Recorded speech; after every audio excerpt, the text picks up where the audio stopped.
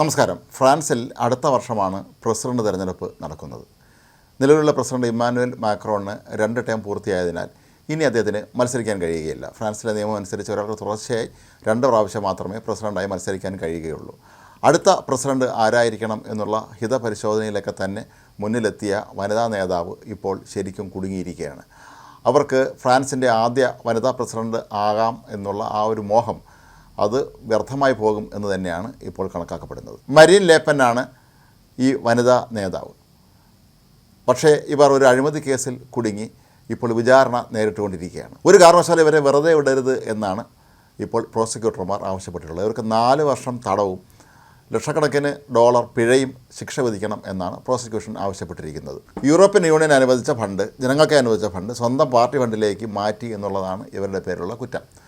അതേസമയം ലേപ്പൻ പറയുന്നതാകട്ടെ, ഇത് താൻ മനഃപൂർവ്വം പൈസ വെട്ടിച്ചത് അല്ല, അല്ലെങ്കിൽ ഫണ്ട് തിരിമറി നടത്തിയതല്ല, അബദ്ധവശാൽ അങ്ങനെ സംഭവിച്ചു പോയതാണ് എന്നാണ്. പക്ഷേ പ്രോസിക്യൂഷൻ പറയുന്നത് ഇവരുടെ പിതാവും ഇതേ രീതിയിൽ നേരത്തെ പലതവണ ഫണ്ട് വെട്ടിച്ചിട്ടുള്ള ആൾ തന്നെയാണ്. അതുകൊണ്ട് ലേപ്പനും പിതാവിൻ്റെ അതേ പാത തന്നെ പിന്തുടർന്ന് ജനങ്ങളുടെ പണം തട്ടിയെടുത്തു എന്നാണ്. ഏതായാലും കോടതിയിൽ നടന്ന വാദങ്ങൾക്കിടയിലൊക്കെ തന്നെ ലേപ്പൻ വളരെ അക്ഷോഭ്യയായി കാണപ്പെട്ടിരുന്നു എന്നാണ് പറയപ്പെടുന്നത്.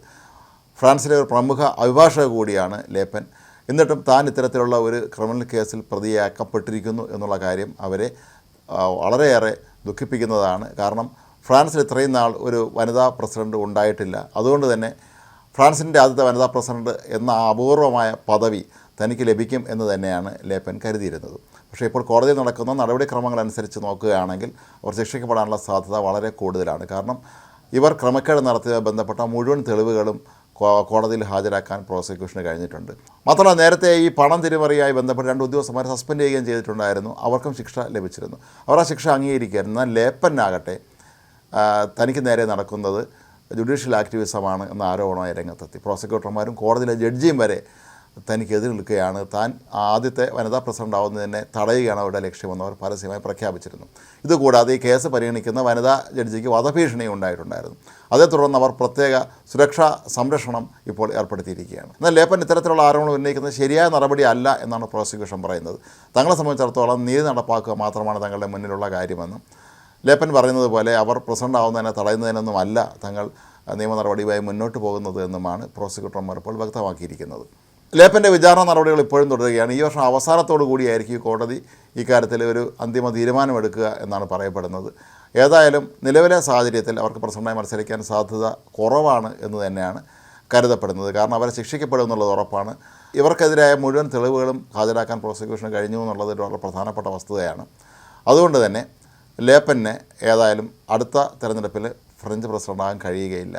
ഇതിൽ വളരെ വിചിത്രമായ ഒരു കാര്യം, ഫ്രാൻസിൽ നടന്ന അഭിപ്രായ വോട്ടെടുപ്പുകളിലെല്ലാം തന്നെ ലേപ്പനായിരുന്നു ഏറ്റവും മുന്നിലെത്തിയിരുന്നത്. ഏറ്റവും ജനപിന്തുണയുള്ള നേതാവ് എന്നുള്ള ഒരു ബഹുമതി അടുത്ത തെരഞ്ഞെടുപ്പിൽ മത്സരിക്കുമ്പോൾ ആ പ്രസിഡന്റ് തെരഞ്ഞെടുപ്പിൽ ഏറ്റവും ജനങ്ങൾ ഇഷ്ടപ്പെടുന്ന സ്ഥാനാർത്ഥി ലേപ്പൻ തന്നെയായിരുന്നു. പക്ഷേ ജനപിന്തുണ ഉണ്ടായിട്ട് കാര്യമില്ല. നിയമത്തിൻ്റെ മുന്നിൽ അവർക്ക് ഒന്നും തന്നെ ചെയ്യാൻ കഴിയാത്ത അവസ്ഥയാണ് ഉള്ളത്. അതുകൊണ്ട് തന്നെ തിരഞ്ഞെടുപ്പിൽ നിന്ന് ഇത്രയും ജനപിന്തുണ ഉണ്ടായിട്ടുള്ള അവർക്ക് മാറി നിൽക്കേണ്ടി വരും. പിന്നെ ആരായിരിക്കും അവരുടെ പിൻഗാമി എന്ന ചോദ്യവും ഇവിടെ ഉയരുന്നുണ്ട്. ജോർദാൻ ബാർഡല്ലെ എന്ന അവരുടെ ഒരു ഉറ്റ അനുയായിയുണ്ട്. അദ്ദേഹമായിരിക്കും ഒരുപക്ഷെ അടുത്ത പ്രസിഡന്റ് തെരഞ്ഞെടുപ്പിൽ പാർട്ടി സ്ഥാനാർത്ഥിയെ മത്സരിക്കുക എന്നാണ് ഇപ്പോഴും കരുതപ്പെടുന്നത്.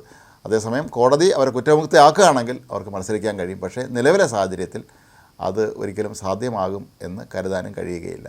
ഏതായാലും ജനങ്ങളുടെ വിശ്വാസം നേടാൻ കഴിഞ്ഞുവെങ്കിലും കോടതിയുടെയും പ്രോസിക്യൂഷൻ്റെയും വിശ്വാസം നേടാൻ ലേപ്പന് കഴിഞ്ഞില്ല എന്നുള്ളത് തന്നെയാണ് അവർക്കുണ്ടായ ഈ ഒരു ദുരന്തം.